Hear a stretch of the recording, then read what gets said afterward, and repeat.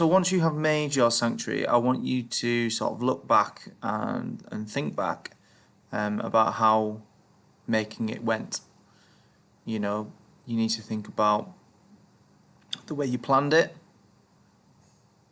Do you feel like you planned carefully enough so that when it came to making the sanctuary, did it go as smoothly as you wanted it to, or was your plan not detailed enough so you found it hard to make the sanctuary?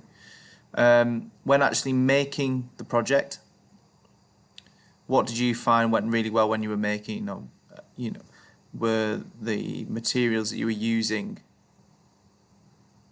the correct ones, or were things really hard to stick on? Were things easier to stick and cut? Think about not what went wrong, but more about what could have been better. Were there things that just didn't work? Were you using the wrong material to make a tree, for example? Were you making?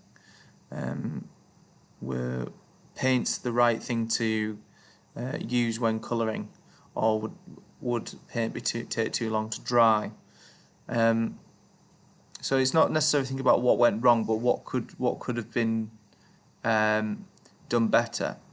So with that, I'd just like you to have a go at just writing a couple of sentences about what you think went really well when you throughout this project.